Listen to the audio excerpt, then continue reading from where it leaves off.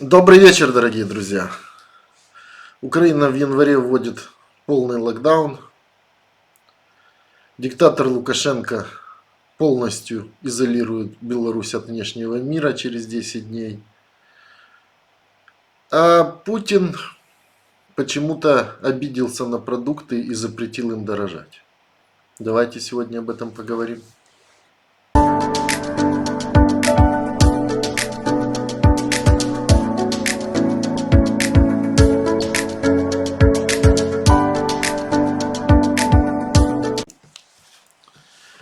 Украина официально вводит локдаун с 8 по 24 января. Если учесть, что в обычное время с 1 по 7 января тоже люди гуляют, то фактически замрет жизнь ровно на 1 месяц. Мы это проходили весной. Вот, почему это не делают до Нового года, у нас шутят, потому что последний концерт 95-го квартала 24 декабря. Поэтому уже и решили ввести с 8 января, хотя понятно, для всех людей это будет практически с 1 числа. Малому бизнесу будет полная торба. Еле-еле вычухались после весеннего локдауна. Что будет сейчас, вообще непонятно. И те крохи, что предлагают правительство, неизвестно, кто получит, неизвестно, кто выживет. Тут же будет ситуация бить с двух сторон. Мы на своих объектах очень сильно проходили весну, очень тяжело. Когда проблема в арендодателей наступает. Мы им говорим, мы вам платить не будем, потому что мы закрыты. А им никто не платит, и у них тоже ситуация тяжелая. А сейчас, когда все выключат ТРЦ опять на месяц, это будет очень сложная война между малым бизнесом и арендодателями. Потому что каждый будет говорить, я хочу кушать, а второй будет говорить, мне платить нечем. И это будет тяжелая ситуация. Мы после первого локдауна уволили порядка 30% персонала, сократили весь топ-менеджмент, чтобы только бизнес выжил, и то осенью отрезали, скажем, направление ресторанное. Так что как Украина выйдет, ей и так по экономике не сладко. Еще чиновники грабят, как и прежде. Может, даже в более больших масштабах. И, как обычно, никого не садят. Так что я думаю, к весне в Украине начнутся новые потрясения. Это будет уже называться голодный бунт. Если Украина не победит эту заразу очень быстро, к лету, то будет беда. Еще у людей существует же страх. Они не ходят, потому что боятся. И бизнес вроде не хочет закрываться, а средние выручки все равно на 40-50% падают. Но весь январь у нас будут работать продуктовые магазины, заправки, банки и ветеринарные клиники. Ну и медицина. Пожелаем только, чтобы весь мир и каждая страна побыстрее прошла этот кошмар.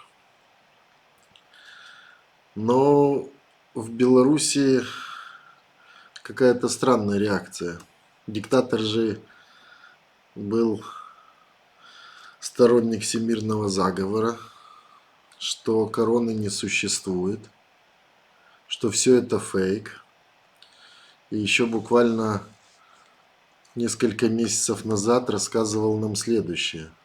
Закрыть, как и начать какую-то войну там, еще чего-то, всегда проще, чем потом из этой ситуации выходить. Потому что после закрытия придет период, когда надо будет открывать. А я знаю, как это открывать.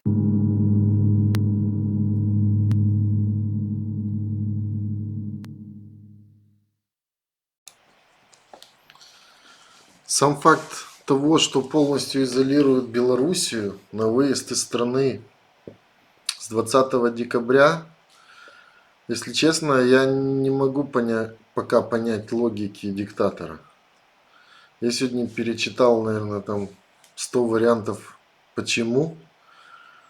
Я не нашел никакой версии. Может, вы добавите еще 100. Зачем?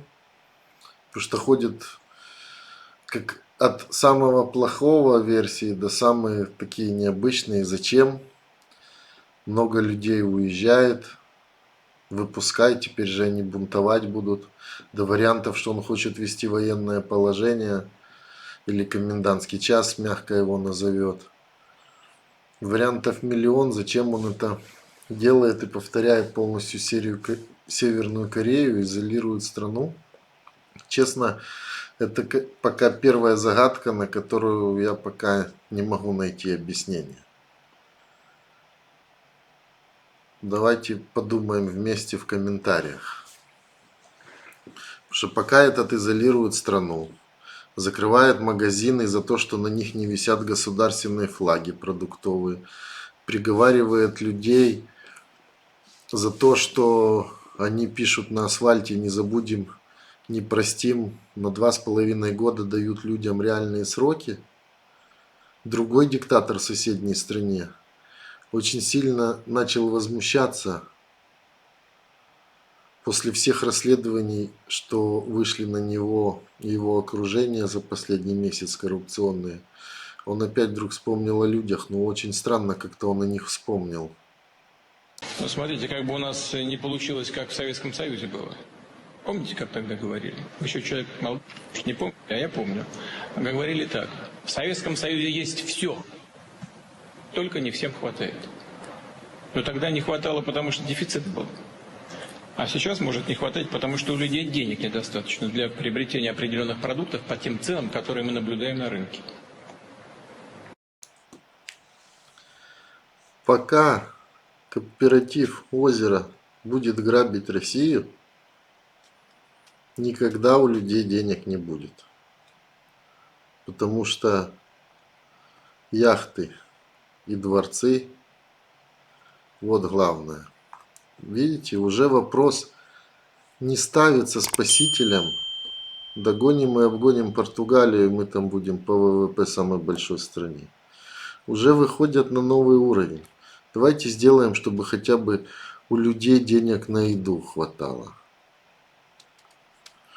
Я не знаю, что это за товарищ, но вчерашний ответ одного коммуниста просто идеальнейше описал всю картину. Он просто забыл добавить слово «Путин», но это очень правильный ответ на вопрос Путина, почему продукты дорожают. Я слушал заявление Антонова, вообще просто угар. Если у государства нет денег, нужно, соответственно, заниматься этим самим. Я сейчас вам открою тайну, о которой знает каждый гражданин страны. У государства дофига денег. Мы самая крупная нефтегазовая держава мира. На нашей территории сосредоточено 40% всех нефтяных, газовых и природных богатств планеты. Я не беру отдельно лес или запасы питьевой воды. Мы просто сидим на золоте и других ценных металлах. Другой вопрос, что нашей стране это больше не принадлежит. У граждан это украли. Самое интересное, что украла ваша поганая власть. И вы сейчас набрались храбрости говорить, что мы памятники должны содержать в хорошем состоянии. Это на центральной площади у памятника Ленина плитка отвалилась, а вы нас, что ли, в этом хотите уличить? Что это наша вина? Да у вас совесть хотя бы где-то, маленькая часть осталась. Да вы даже памятники не можете содержать. Вы знаете, когда нам говорят, не будут перебивать, буду говорить тише, Владимир, все как всегда. Когда нам говорят, идите и сделайте сами. Вы знаете, когда вы забрали все деньги у народа, когда вы отобрали все природные достояния, очень удобно сказать, идите, сделайте сами. Это, знаете, как со школьными обедами. Это дело рук родителей. Или с содержанием пенсионеров. Это дело детей. Или с содержанием дорог. Это дело водителей. А, как нам говорят, проблемы утопающие, дело рук самих утопающих. А давайте мы заодно и лечить граждан сами будем, раз у вас не получается. А давайте мы сразу и воспитателями в детские сады пойдем, раз вы не можете обеспечить этот порядок. Давайте мы все сами будем делать. Единственный вопрос, а вы-то нахрена нам нужны такие нарядные, которые присосались к богатству моей страны? Вы здесь на какой черт нужны, которые плодятся в геометрической прогрессии, чиновники? Вы выросли за 20 лет в 2 раза, вас больше 2 миллионов. Вот эту армию голодных ртов кто кормит? Трудовой народ, который вы грабите. И вы сейчас гражданам говорите, идите памятники сами ремонтируйте. Вы ничего не перепутали здесь, а? Люди, которые отвечать за это должны, с которых люди, граждане, спрашивать это будут. Мы должны это делать. А у нас власть в руках есть? У нас есть ресурсы, которыми мы можем распоряжаться? Нет! Это вы самые умные, это ваш губернатор самый лучший, это ваше правительство самое честное. И мы в результате виноваты, что ли? Когда вас сажают через одного, вяжут ФСБшники и Следственный комитет за коррупцию, за превышение служебных полномочий, за решение в личных интересах. Вот цена вашей политики. Поэтому, конечно, с такими голодными ртами у нас не хватит денег ни на памятники, ни на историю, ни на что. А нам потом будут говорить, сами виноваты. Конечно, по-честному мы виноваты. Граждане России виноваты. Что позволяет...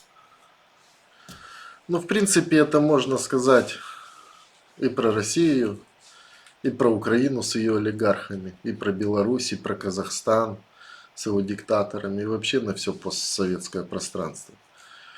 Ведь после развала Союза все чиновники дорвались до власти, они же в половине бывшие коммунисты-комсомольцы, и они грабят страну.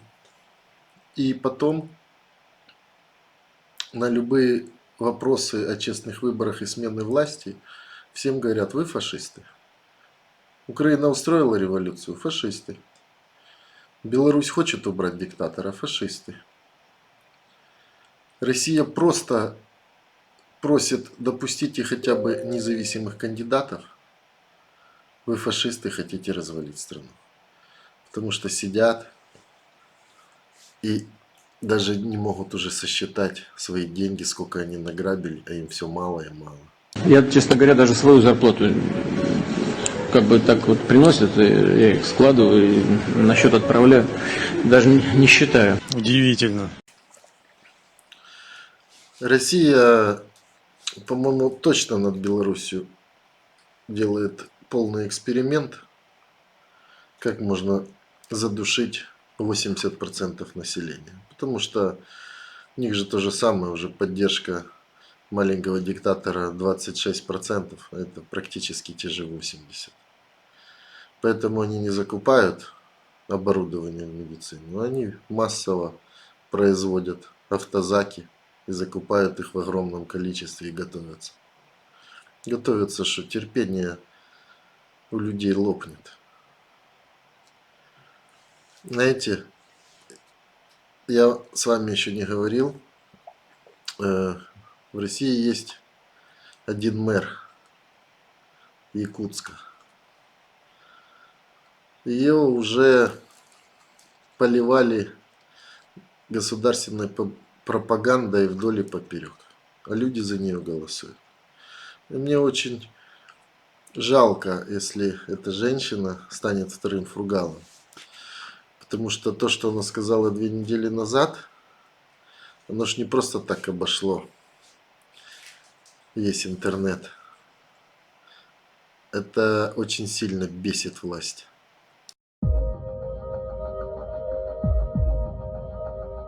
Почему у всех висит Путин, а у вас эсэх? Ничего крамольного в этом совершенно нет, и отрицания никакого здесь нет. Но просто я подумала, что я должна себе постоянно, каждый день, по несколько раз напоминать, кто у меня работодатель.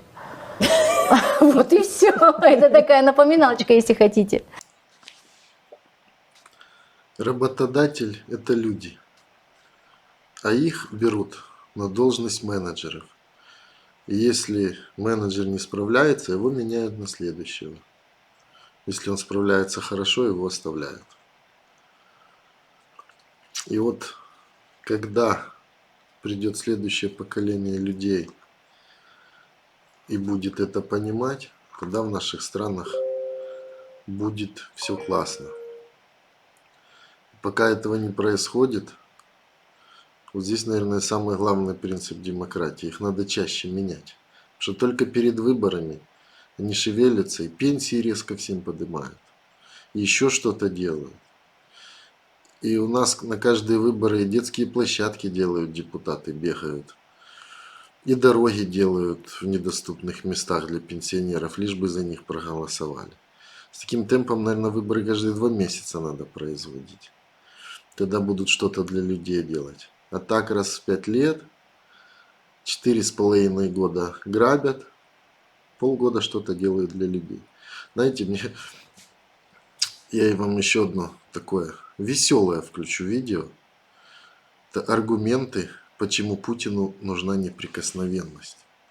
Во-первых, никто не говорит, а самое тут классное, что ему делают неприкосновенность не только за период его президентства, и до конца жизни он может делать все, что хочет, а еще до того, как он был президентом. Потому что все те документы, как они в Питере грабили в начале 90-х уже страну, боятся, что кто-то когда-нибудь их даже через 30 лет подымет. Но аргумент, что мы ему разрешаем всего чуть-чуть, просто классический. Приобретать право на совершение нетяжкого преступления, то есть и правонарушения. Он может ездить со скоростью 200 км в час по дорогам, никто не вправе его остановить, задержать. Он может совершить любое из преступлений, нетяжкое и малозначительное. 429 составов в нашем Уголовном кодексе, никто не вправе ничего с ним сделать, то есть может каждый день совершать кражу коньяка в соседнем супермаркете, имеет право истязать кого-то каждый день, имеет право совершать мошенничество, и совершать, так сказать, развратные действия, спуститься на территорию соседнего детского сада из дома. И никто не вправе его остановить и взять за руку. Это если до такой степени делают неприкосновенность, это ж какой же там капец. Это ж просто ужас. Если вы смогли досмотреть это видео до конца, подписывайтесь, мы с вами на одной волне. Хороших людей больше. Живе Беларусь, слава Украине, Россия будет свободной. И еще просили, Казахстан тоже будет свободным, друзья. Всем хорошего вечера, пока.